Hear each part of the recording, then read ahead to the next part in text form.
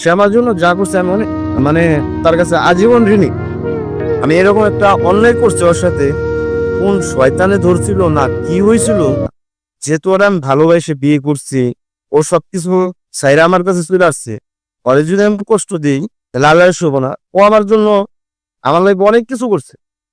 আমি ভাই এই দুবাই আসার আগে আমার ব্যাক স্পেন অপারেশন করা, আমার মেরুদণ্ডের হাড় দুইটা ভাঙ্গা।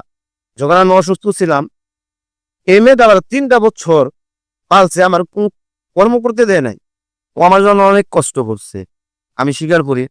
ও আমার জন্য যা করছে, যে তার অনেক রাগ ছিল যে এই মানুষটার জন্য আমি এত কিছু করলাম, সে আমার জন্য ভাই অনেক কিছু করছে।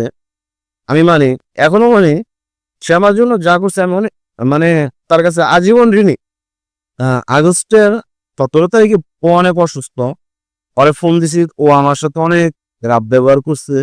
করার পরে তারপরে আমি জিজ্ঞাসা করছি, আমার ছোট ভাই ওকে হসপিটাল নিয়ে গেছে, ডাক্তার দেখেছে, দেখানোর পরে ও সুস্থ হয় না। তখন আমার আম্মা আব্বার কাছে বলে যেতেছে যে আব্বা আম্মা আমি বাড়িতে যাই, ওই জায়গায় আমি ডাক্তার দেখাবো, ওই জায়গায় ডাক্তার দেখে আমার কোনো ভালো হইতেছে না। আব্বা মা ভালো মনে বলছে যে ঠিক আছে, যে এবার ডাক্তার দেখাইতে যাও।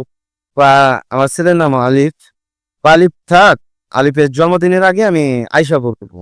ও বাড়িতে যায় আমাকে ভয়েস দিতেছে যে আমি আপনার আপনার সংসার আমি করবো না, আমি কাগজ দিয়ে দিই।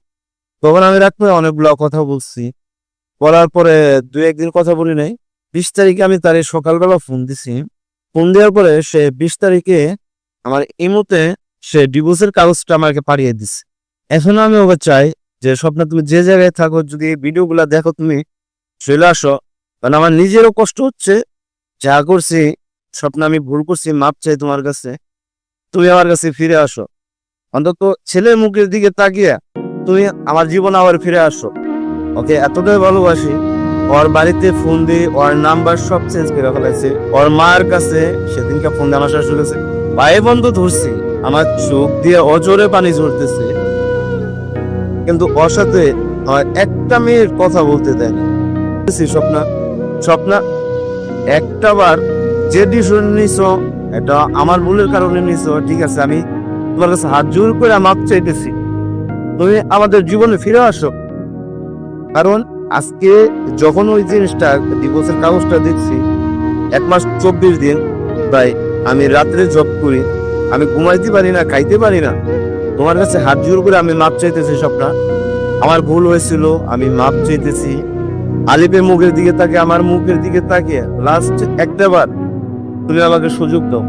আর ছেলেকে আর আমারে আগলিয়ে নাও তুমি।